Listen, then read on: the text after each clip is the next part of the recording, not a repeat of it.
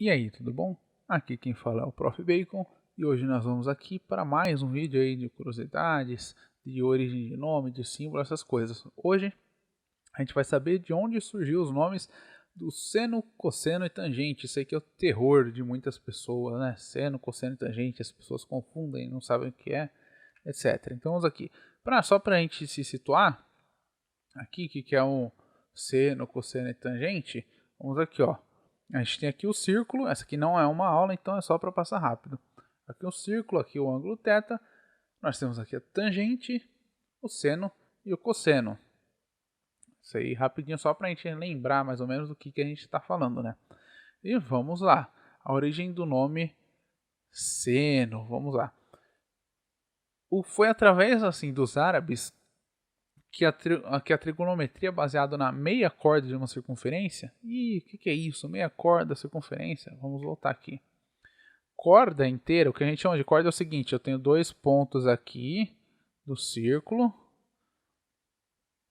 E daí eu tenho alguma coisa ligando esses dois pontos. Isso é chamado de corda. O que acontece? Se eu tenho aqui uma corda inteira no diâmetro do círculo, meia corda é meio diâmetro, ou seja, a meia corda é o raio. Trigonometria é baseada no raio do círculo, que é basicamente isso que a gente faz, né?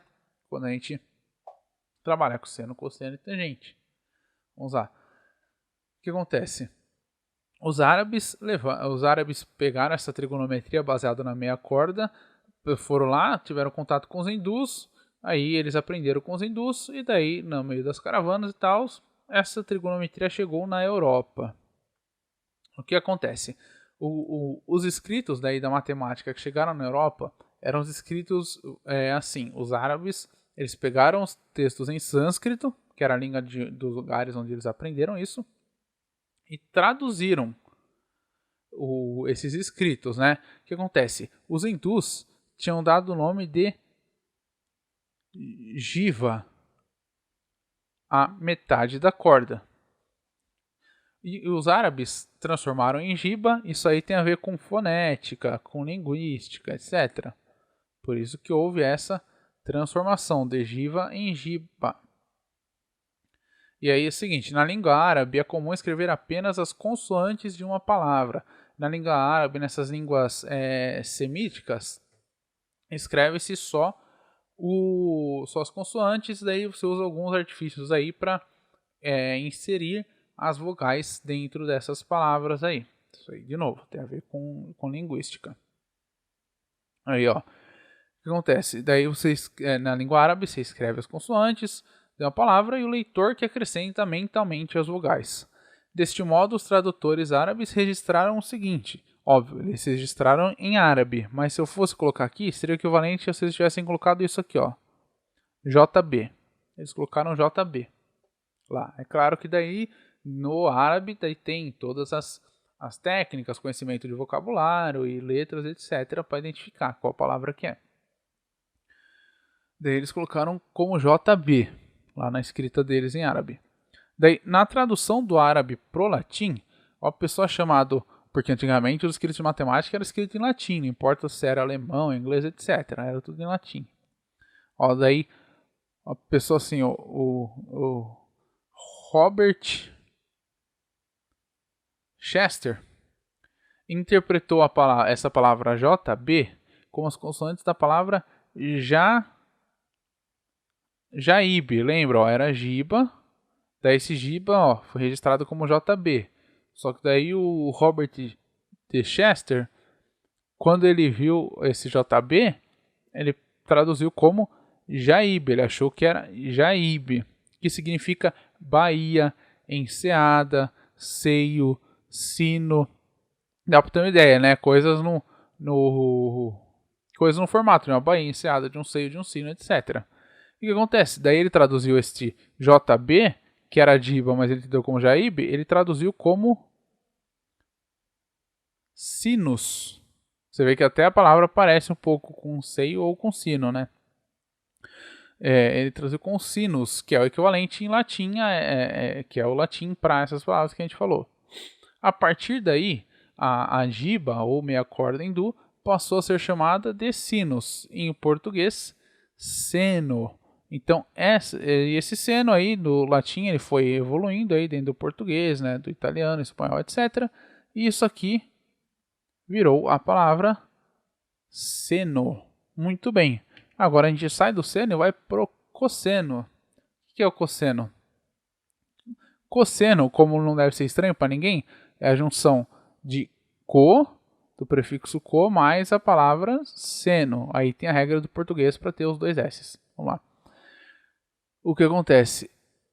O co, ele é um prefixo que vai significar aqui pra gente complemento.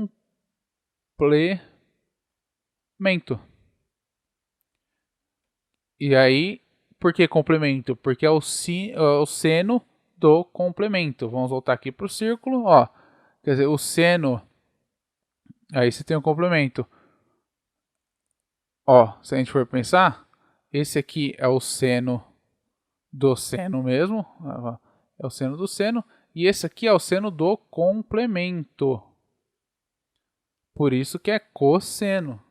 Então, muito bem. Seria, todo mundo aqui, quando estava na escola, já imaginou qual que era a relação entre a palavra seno e a palavra cosseno. Será por acidente que elas eram parecidas, mas não, é de propósito que elas são parecidas. E agora temos nossa última parte aí do triângulo. Não é a última parte, a gente tem várias coisas, secante, cossecante, etc. Mas aqui a nossa do comum, que a gente costuma usar, seno, cosseno e tangente. O que sobra pra gente é a tangente. E tangente tem, vamos dizer, a história menos emocionante das três, né? Porque o seno tem uma história boa aí de língua, etc, e povos e viagens. O cosseno rouba essa história, a partir do momento que ele é basicamente o seno com um prefixo.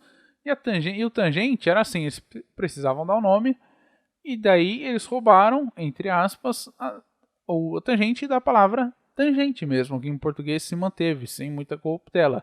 Tangente é alguma coisa que toca uma linha ou superfície num só ponto. Ou seja, tangente vem de tanger mesmo, porque toca num só ponto. Como assim toca num só ponto? Veja só, aqui ó, a tangente, é que aqui o zoom não deixa ver, mas se a gente aproximasse isso aqui, ó, pensa que isso aqui é o círculo 1 milhão de vezes aproximado. Ele está tão aproximado que parece até o planeta Terra. Ó, que é redondo, mas quando a gente está aqui a gente só vê reto, a gente não vê ele redondo, porque a gente está muito ampliado, né, dentro da circunferência do planeta Terra. Vamos lá. É como se a tangente só encostasse nesse ponto específico aqui, ó. Não encosta em mais nenhum, só num ponto específico. Que aqui está perto, até por limitação do computador, parece que está encostando em muitos lugares, mas encosta só em um. Então, esse é o tangente. Eles falaram, bom, a gente precisa dar um nome para essa parte aqui, né? Esse item aqui da trigonometria. Qual que vai ser o nome? Bom, ele encosta só em uma parte, então ele tange o círculo. Logo, vamos dar a ele o nome de tangente. E essa, então, foi a história do seno, cosseno e tangente, dos nomes, né? Dessas partes aí do triângulo, essas partes da trigonometria. Se você tem curiosidade para saber como é que surgiu o nome de outra coisa, comenta aqui. Se tem curiosidade para saber como surgiu um símbolo, comenta. Se você tem curiosidade sobre alguma outra coisa aí, comenta, que daí eu vejo para fazer um vídeo aí sobre essa curiosidade. De resto, sugestão e dúvida também pode deixar comentado. Confere lá no Instagram. E por hoje é isso. E obrigado.